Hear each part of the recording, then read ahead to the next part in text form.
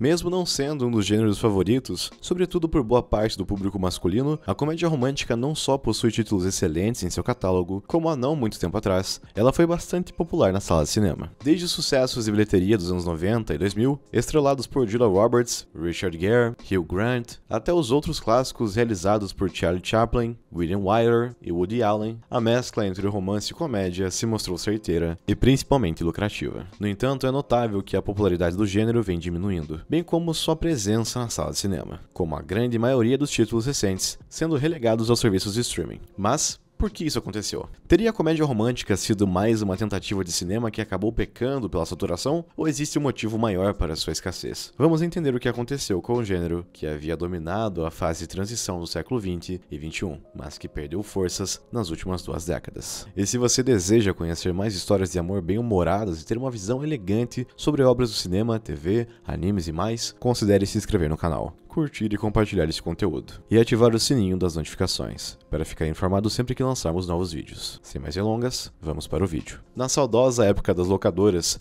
era comum ter a sua atenção atraída por um belo pôster nas portas dos estabelecimentos. Além da vontade de pedir ao dono para ficar com eles e pendurar na parede do quarto, os cartazes serviam de referência para os lançamentos que chegavam em VHS, DVD ou Blu-ray. E não por acaso, em meio a pôsteres e filmes blockbusters de ação, ficção e aventura do momento, era comum entre eles ver um pôster da comédia romântica mais recente. Nos cinemas, a situação não era muito diferente, e entre produções de grande orçamento e filmes voltados para a temporada do Oscar, era possível encontrar uma opção de romance bem-humorado, sem grandes dificuldades. Situações como essas eram apenas uma amostra da oferta e demanda do gênero, que na década de 80 até os anos 2010 estava em seu auge. Filmes como Uma Linda Mulher, Um Lugar Chamado Notting Hill, O Amor Não Tira Férias, O Diário de Bridget Jones e Casamento Grego se tornaram enormes sucessos de bilheteria, com arrecadação média entre 200 a 600 milhões de dólares, enquanto contava com orçamentos modestos de 20 a 60 milhões. Outros filmes com resultados moderados, como Enquanto Você Dormia, Como Perder um Homem em 10 Dias e De Repente 30, encontraram espaço no home video e na TV, se tornando títulos adorados pelo público e, em virtude da recente escassez de novos títulos, de maior impacto, carregados de nostalgia e saudosismo. Apesar do fim de uma tendência a ser desagradável para um determinado público, no caso da comédia romântica não era tão inesperado. Conhecido como um dos gêneros com finais mais previsíveis,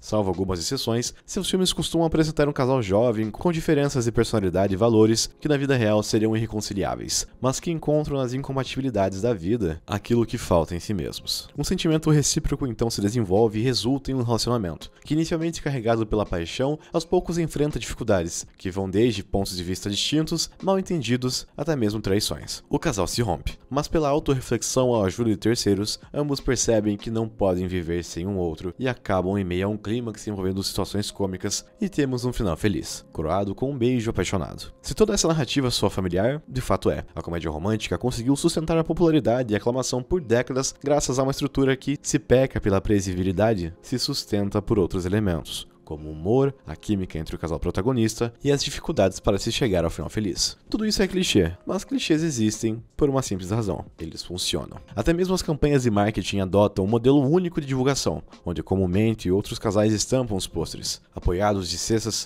de costas um no outro, trocando olhares sedutores ou irônicos um para o outro, ou ainda olhando diretamente para o público. No entanto, com o argumento gradativo de títulos produzidos sobre as mesmas regras, o público logo se viu diante de um gênero cinematográfico supersaturado, com poucos filmes que de fato trouxeram novidades e atualizações. Dentre eles, temos o tão debatido 500 Dias com Ela, que já em sua introdução deixa de lado o caráter romântico desse tipo de obra e foca no humor reflexivo e em uma abordagem mais realista sobre relacionamentos. Ao mesmo tempo em que obras como essa nos ajudam a conferir algum frescor às comédias românticas, também simbolizou o início do fim de seu estilo mais tradicional. Em meio a uma sociedade cada vez mais pessimista e cética sobre a sua realidade, não havia mais espaço para obras que idealizavam o amor e as reflexões amorosas monogâmicas, e por consequência não havia mais espaço para esse tipo de filme. Ainda assim, houveram bons títulos seguindo a cartilha tradicional, como é o caso de Será Que?, filme canadense, estrelado por Daniel Radcliffe e Zoe Kazan, que trata sobre o amor crescente de um jovem superando um término e de sua mais nova melhor amiga, que está comprometida, mas pelas circunstâncias vive um relacionamento à distância.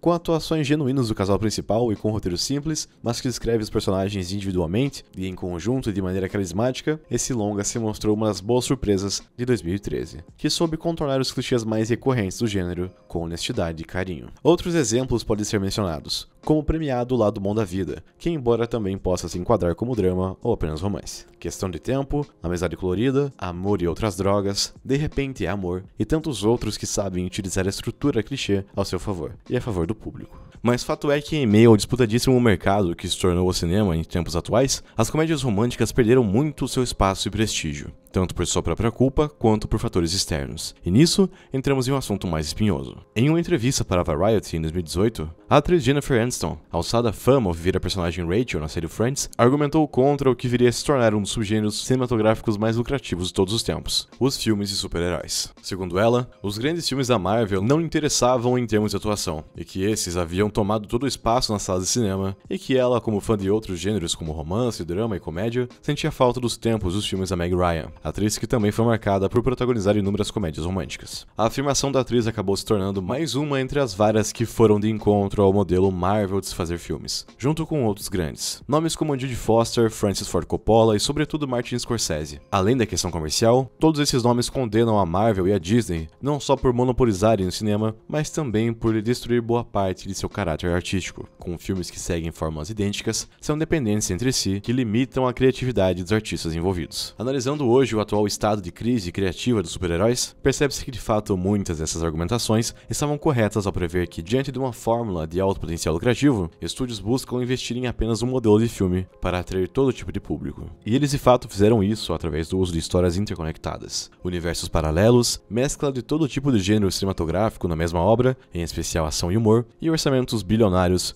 para bancar atores renomados e efeitos visuais de última geração. O resultado disso foram dezenas de filmes blockbusters seguindo a escola da Marvel e da Disney, tomando conta de boa parte das salas de cinema, mesmo quando as obras em si apresentavam qualidades questionáveis. Ao mesmo tempo, isso tornou ainda mais difícil que obras menores conquistassem seu espaço, e nisso se encaixaram os filmes de comédia romântica. A solução para isso acabou vindo através de outra mídia, os serviços de streaming. Por ser um formato de longa-metragem, que não exige orçamentos exorbitantes, isso permitiu que grandes canais como Netflix, Prime Video, HBO Max e tantas outras investirem em conteúdos originais, incluindo comédias românticas. Porém, o que vemos são títulos que poucos têm a dizer e acabam tornando ainda mais dispensável para uma boa parcela do público, devido a roteiros fúteis, personagens sem carisma e clichês dispensáveis, resultando em obras com alguma popularidade, mas pouco ou nenhum valor artístico, como é o caso da trilogia Barraca do Beijo. Dito isso, é notável que a razão da ascensão e queda da comédia romântica não seja um motivo único, mas sim há vários. Desgaste da fórmula, supersaturação, mudanças do mercado, novas exigências do público e outros levaram o gênero à mesma perda de popularidade pelo qual o faroeste sofreu no passado, e pelo que tudo indica, os filmes de super-heróis estão passando no presente. Felizmente, para não apreciadores e cinéfilos em geral, nem tudo está perdido. Além do grande catálogo de títulos clássicos que podem ser revisitados pelas antigas gerações e conhecidos pelos novos públicos, ainda existem realizadores que acreditam no potencial das comédias românticas e em seu possível retorno. Não à toa, filmes como Podres e Ricos, de 2018, atingiu a marca de 238 milhões de dólares, uma média que remete aos filmes mais bem-sucedidos do gênero, e que ainda recebeu aclamação pela crítica. Resta torcer para que novos realizadores, com ideias inovadoras e execução competente, deem uma nova chance à comédia romântica e que possam aprender com os erros e acertos do passado, para conferir um novo frescor futuro. Afinal, há espaço para todos os tipos de filmes na tão amada sétima arte, mas também cabe ao público prezar pela qualidade e, sobretudo nesses últimos anos, pela variedade.